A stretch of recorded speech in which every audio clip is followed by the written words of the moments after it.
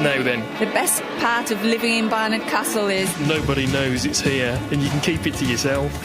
You don't have to associate with the outside world. It's got to be the Beaux Museum. The museum? Huge French chateau in the middle of nowhere. It's the worst thing about living in Barnard Castle. It's the parking. Probably the litter and the car parking. The public transport. Pretty much non-existent. The out-tucked-up sheep, apparently. Mark Steele's in town.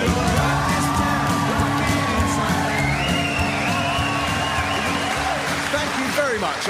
Welcome to Mark Steele's in Town, which this week comes from Barnard Castle, a large shanty town in County Durham, where inhabitants have to battle the most appalling squalor and overcrowding. As in the worst areas, people are down to one mountain each. There are some posh bits here, so not only is it one of the few towns with castle as a word in its own name, but the castle is by no means one of the larger properties in the area. One of the amazing achievements of Barnard Castle is hardly anybody knows you're here. It's like a town that's brilliant at hide and seek. I reckon when you see someone coming along the A66 from Darlington, the whole place goes shh. You even hide the castle. You've got this huge castle on the front of all the brochures, and castle is in your name, but when people arrive here, they can't find the bloody castle. You can see it on the way in, but then it disappears. And you worry that if you ask someone, they'll say, shh, no one is meant to mention the castle, for it appears but once every 25 years. There's no railway, barely a bus comes through. Even people from Durham aren't sure where this is. I reckon the population here is made up of all the people who've disappeared in the Bermuda Triangle. Even the tourist leaflet that recommends a castle walk suggests a route which, when you try it, doesn't include going to the castle. I'm not sure tourism is necessarily your thing. This is an article that I saw in your paper, the Teesdale Mercury. One of the great benefits of living in Teesdale is it's not polluted with tourists.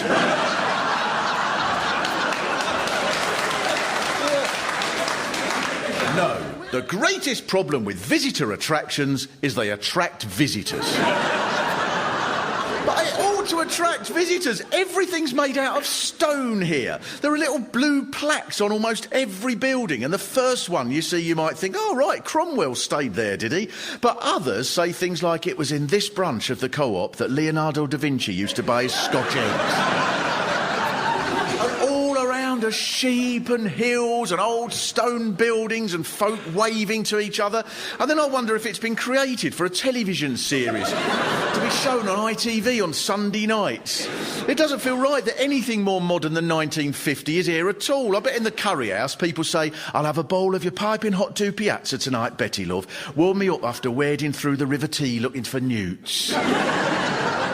If there was a brothel here, the clients would say, I'll not have time for the full-on session tonight, Elsie, love. I have to be up at crack of dawn to take a poorly lamb to vets at Cutherston. So just the oral tonight, if that's all right, pet.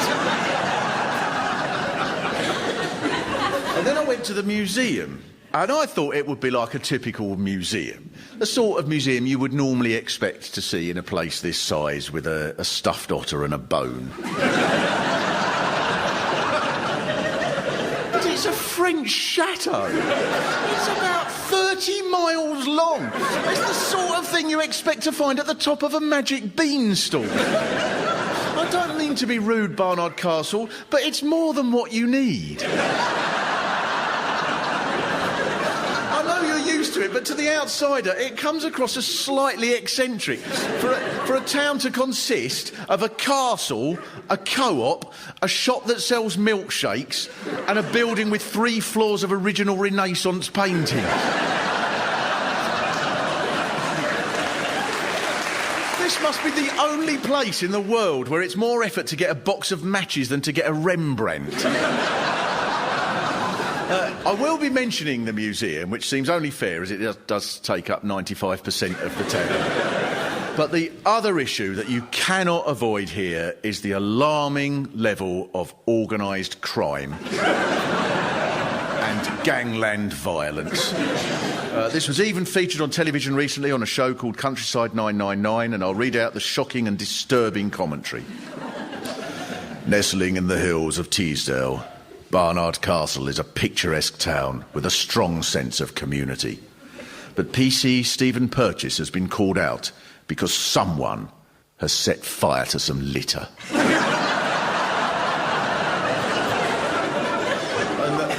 This is word for word. The woman who called him out said, "I made an official request that the police carry out a full fingerprinting. It's all such a shame because it's lovely living here and this has spoilt it." Eventually, we were told 1 month later, and the police have been unable to catch the culprit. But the good news is the area has been tidied up. Then, as if that wasn't enough, the Northern Echo reported, police in Barnard Castle are investigating after litter was found strewn across a riverbank. PC Stephen Purchase said, complaints of litter have been received from locals. The litter has caused a lot of stress and the area has become a priority for us. I've no idea how this second litter incident came out, but I just hope that PC Stephen Purchase has been given compassionate leave after dealing with it. He's shell-shocked. He's probably waking up in the night now, just screaming like people who are back from the First World War. Crisp packet, chewing gum. But there's even worse to report, as I'm sure you're aware. Sheep rustling. According to one headline, police put stolen sheep in ID parade so farmers can reclaim them. There's a sheep ID parade. Any distinguishing features? He's quite woolly. With this level of street violence going on, you must be at the heart of Durham's gangster rap scene. Like, give me beef, I'll itch ya. Any cop thinks I'm a quitter, then watch out, I'll burn your litter. You won't find me. Maybe I'm in Bowes or in Raby, no matter how wide your search is, so give up now, PC Stephen Purchase.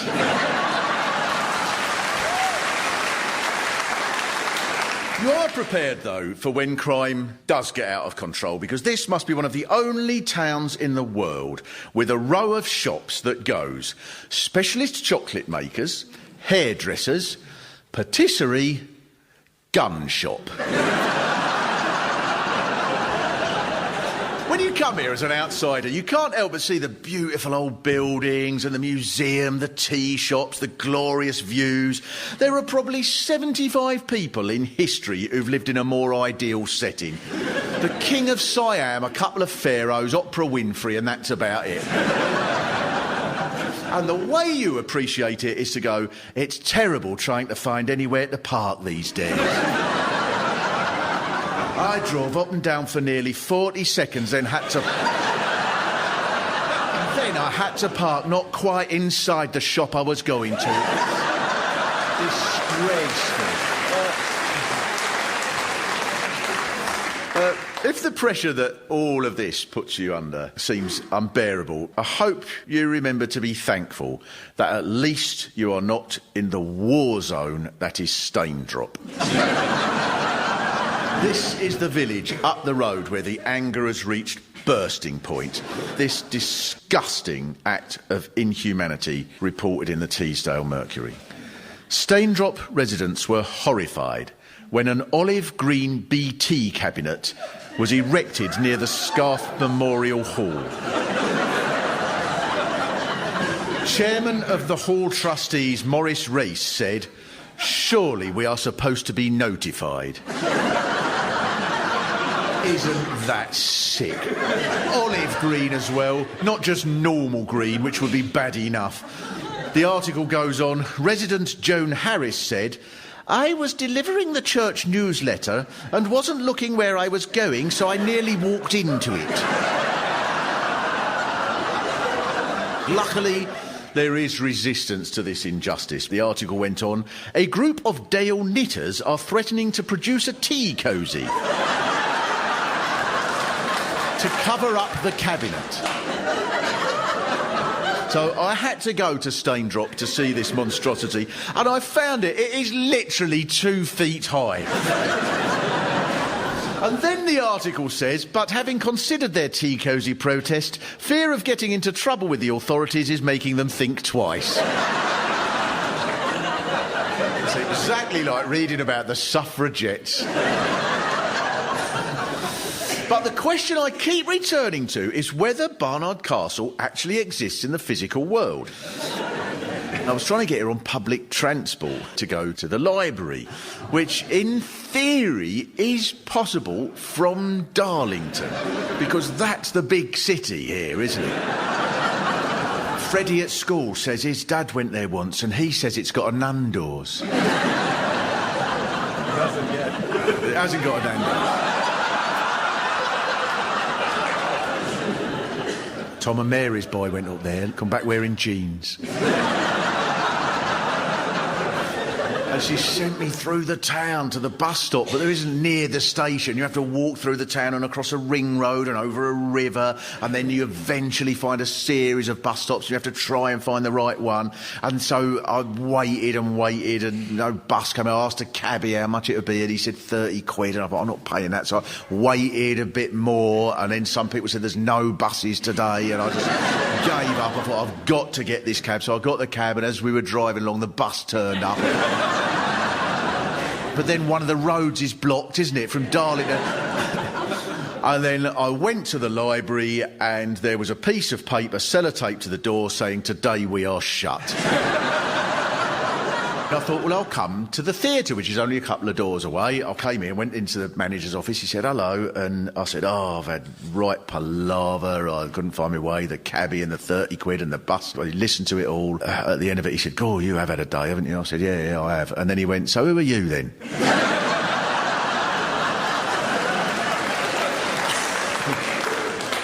This is the sort of thing that makes me wonder if you're really here.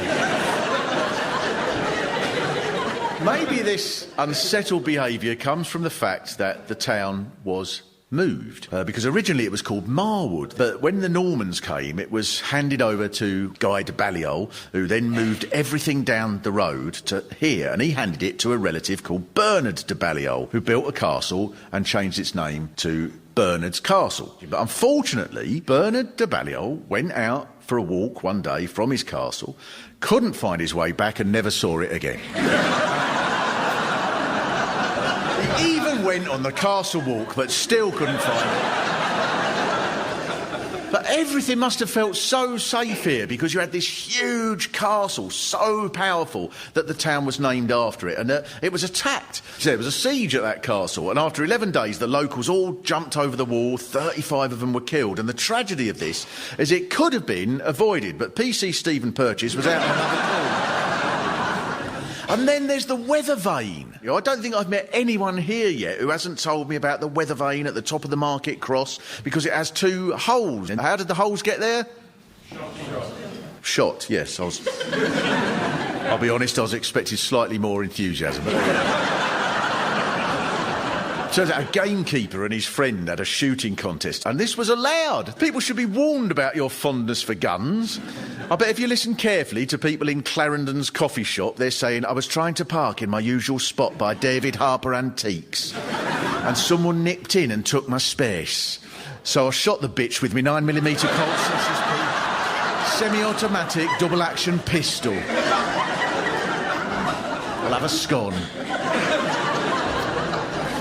Now, this is the main roundabout in the town, and it really isn't like most roundabouts with its stone monument and historic weather vane. But there's an article in the Teesdale Mercury with this headline: Steps taken over shabby Market Cross. Tatty, shabby and run down. Run down? It's the only roundabout I've ever seen with a listed building on it. Apart from the Arc de Triomphe. Apparently, one of the solutions to this shabby Market Cross scandal is to put flowers around the monument to brighten it up. But if you put flowers round it, then anybody from London who drives past will go, God, there's been a lot of murders there. Now, the weather vane shootings weren't an isolated incident of unruliness. Apparently, in 1841, the Conservative Member of Parliament returned to Barnard Castle and was pelted with bread and herrings. You know when people go, I think we need to go back to the values of the old days. I think this is the sort of thing they mean. But mostly the history of Barnard Castle is about how you managed to have a never-endingly massive museum. In 1811, a man called John Bowes was born illegitimate. The family's wealth came from owning the coalfields across Durham. John Bowes was granted £10,000 a year and he was sent to Eton, and then he became a Liberal MP. And according to his biography, Bowes made no mark in the House of Commons whatsoever. There is no record of any speech made by him. Now, at the time, he can have had no idea that as a privately educated Liberal MP getting into Parliament to make no impact except to make an idiot of himself. 200 years later, some politicians would see him as an inspiration. Eventually, John Bowes got bored of becoming an MP and he moved to Paris, where he bought a theatre, and he married an art collector called Josephine, and they collected and collected. The Bowes Museum has paintings so famous that even I recognise them. There's that one of Venice with all the boats. There are sculptures and 50 squillion quid's worth of paintings. Clearly, then, the most sensible place to put all this historic stuff is in a chateau 25 miles from any public transport in a place no one's heard of. There's even a room of Josephine's own paintings and an exhibit of her bed, so stylish that it counts as a work of art, except that visitors in the 1880s apparently said, "'Tis naught but a bed. I should exhibit my own bed and call it art. I fear this woman takes the piss out of us, sir." But most of all, there is a swan, a magnificent swan.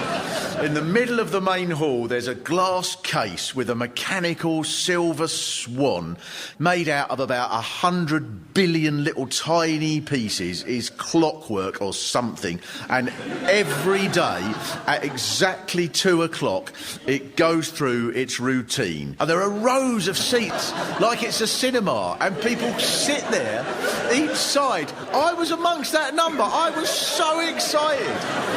And then a man comes in with this huge key and he turns it on, and then for 42 seconds exactly, this swan made up of billions of bits sort of looks round, bends backwards a bit and picks up a glass fish in its beak. And it's fantastic now. So in 1780 it must have been like one of these firework displays you get in Dubai that makes a skyscraper look like a volcano made of diamonds. And if you look on YouTube, there's a clip of the whole thing, and right at the end you hear this one voice go, "Is that it?"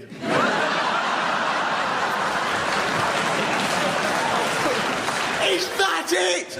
I thought, what do you want? Do you want it to smash through its box and fly across Durham, picking up workmen in its beak? Is that it? Now, Rosie, where's Rosie?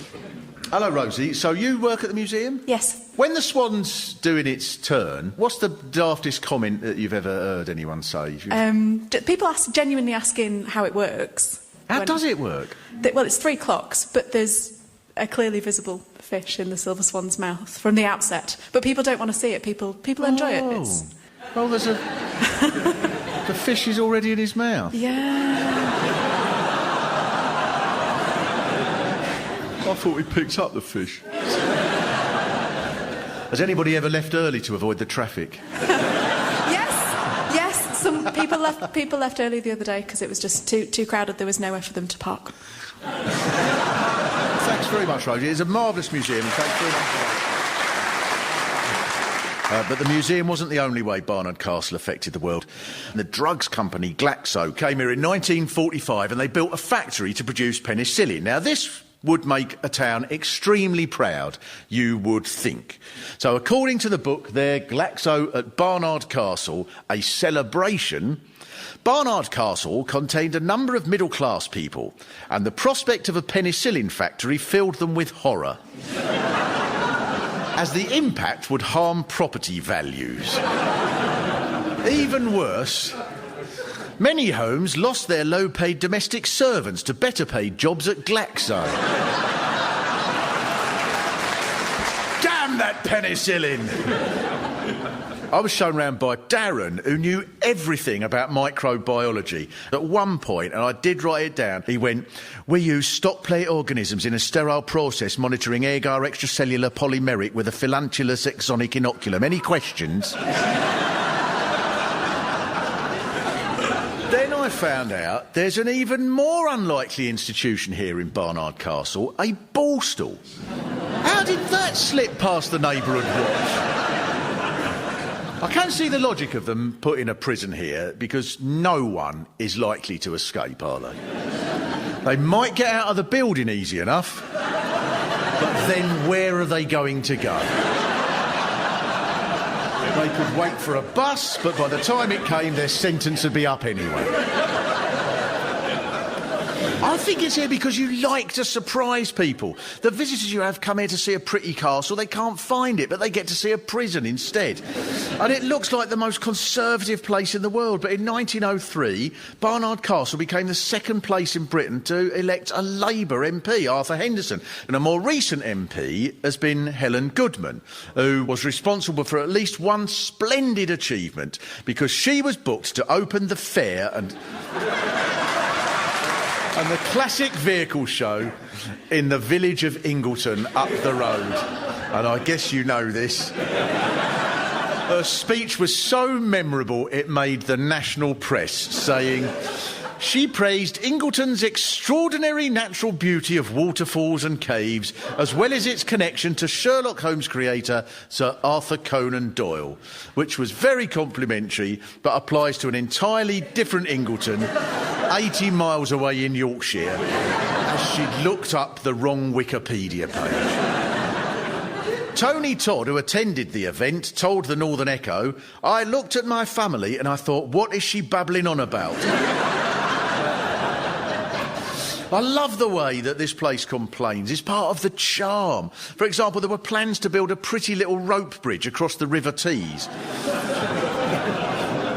And according to the Northern Echo, there was widespread opposition. And the reason given was, if it goes ahead, Durham County Council officials estimate it will attract an extra 29,000 visitors to the town.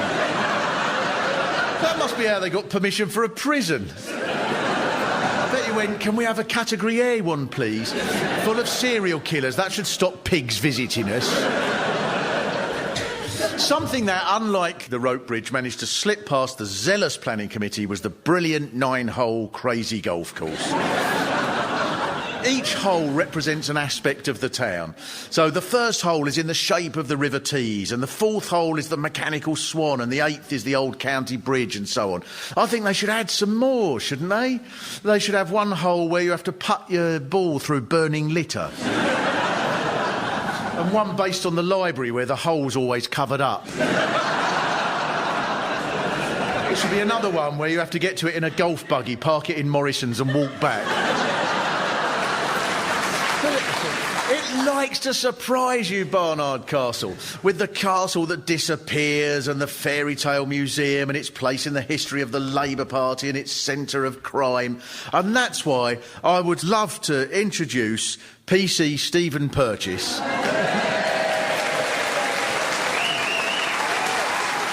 Thanks for coming. So, is it the short straw to get Barnard Castle? Do you go, "Oh, well, I'll work there, but I'll need backup"? There's no backup coming in. No, they just send you out on your own with the litter hounds. I survive each day as it comes. Have you ever had to be in charge of a sheep ID parade? No, that was a colleague of mine took control of that. He was more experienced with sheep. When I went up there, because you've got cells there, haven't you? But have they used... Yeah, we don't use them anymore. Just... I think 1960 or something was the last time they sold them off the flats. Yeah, that's the plan. Yeah. The government will probably make you move out because they count as 2 spare bedrooms. So, what are the main concerns that people come to you with? We've got everything here. I mean, we've got dog fouling, speeding, littering, and excessively loud exhaust is a particular problem. Excessively loud exhaust pipes. Yeah. Big How problem. loud do they have to be to sort of work? Loud enough to annoy someone.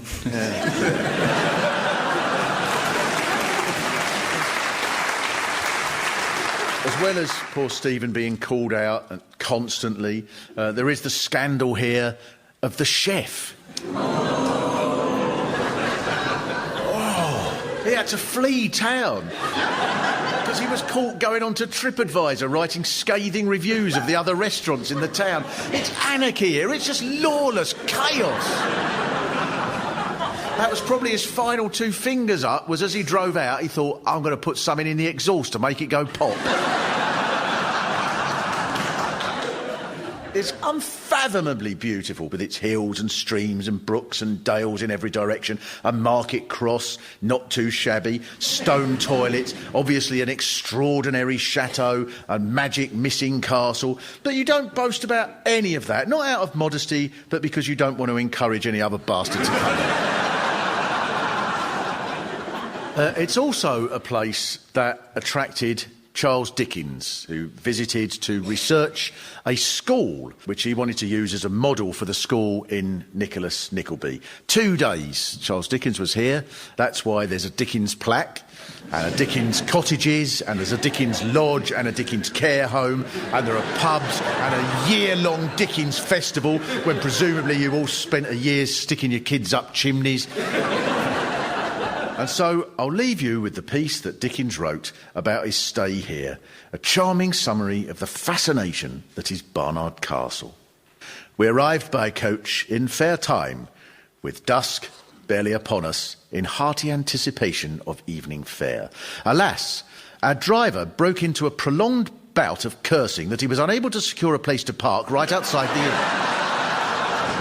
When venturing into nearby villages, we espied conditions that would melt the most stony of souls, that would scarcely be credible in the darkest streets of London. For in one location, a 6-inch tall olive green water fountain had been placed upon the pavement, causing one wretched creature to almost bump into it when she wasn't looking where she was going.